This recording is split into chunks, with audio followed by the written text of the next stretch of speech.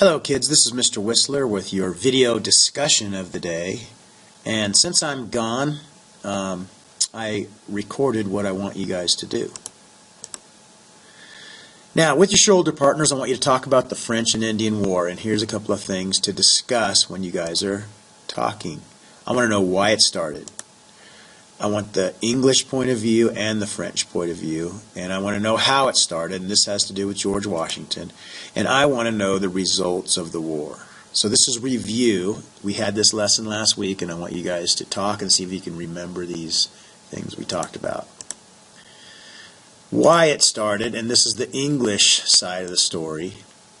The colonies had been around for a long time, and they were growing, and many people were still coming from all over the world and in England, and it was becoming really, really crowded. Land, which was very valuable back then because people used it to farm, was becoming very scarce, and people needed it. So the English wanted to expand west where there was more land. They wanted to make the colonies bigger. I say, it sure is getting crowded here in the colonies. We need more land. Let's go west. Well, how did the French and Indian War start? Well, this is the story about how Washington struck the first blow against the French, and I created a little comic strip to help tell the story. So, government officials in Virginia asked 21-year-old George Washington to go tell the French to get out. Excuse me, Mr. Frenchman. Would you please leave? This is English land. No, George Washington. This is not English land. This is French land. Go away. So George Washington went back to Virginia and told them what happened. And the government officials made Washington a colonel in the militia and gave him 150 men to go back and build an English fort called Fort Necessity. Well, while Washington was building the fort, he noticed that 3,000 French regulars were walking by. And he decided, even though he had 150 men, he would attack them. And that tells you that George Washington was very, very brave. Well, he was ridiculously outnumbered, and so he was surrounded and captured. Eventually, they let Washington go back to Virginia. When he got back, he published his story, and he became the hero who struck the first blow against the French. And this is how the French and Indian War started.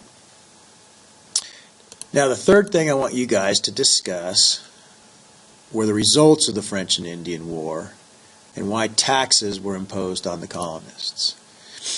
So, the results that made everybody mad were taxes and the Proclamation of 1763.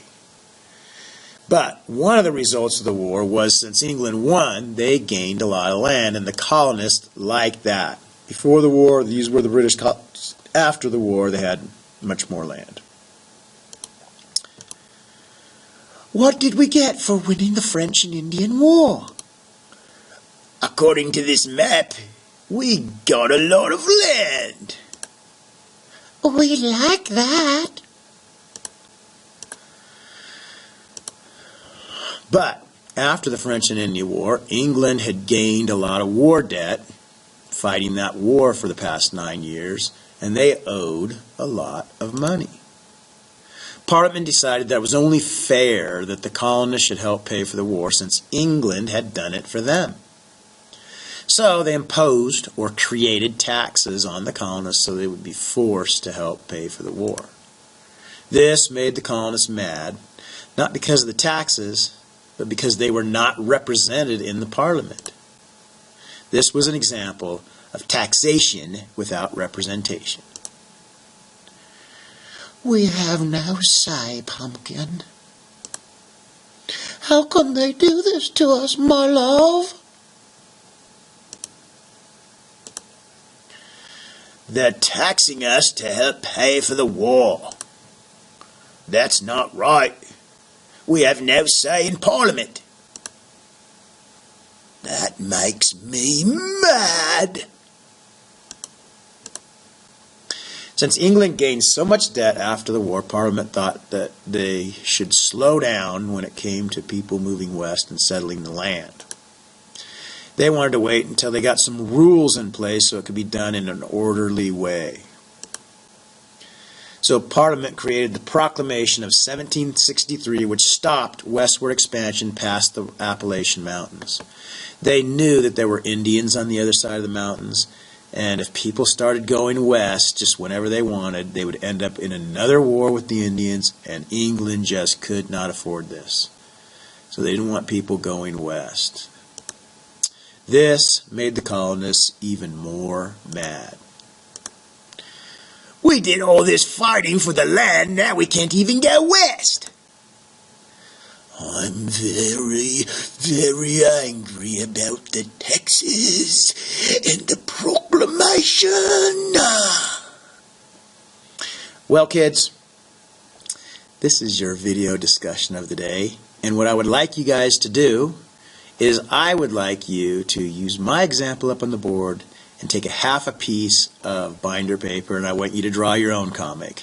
And you have about 15 minutes to get that done. When that's done, I want you guys to, on the top of page 11 in your notebooks, write the essay on the French and Indian War. In your essay, I want you to tell why it started. I want the English point of view and the French point of view. The helps are on the board under my comic strip. Then I want you to tell how it started and how Washington became the hero. And then I want you to tell the results, and I want you to include all three results and why they made the colonists mad. Well, you should be able to get that done in about 15 minutes as well. The kids yesterday were able to do that, and I will check it tomorrow. This is Mr. Whistler signing off.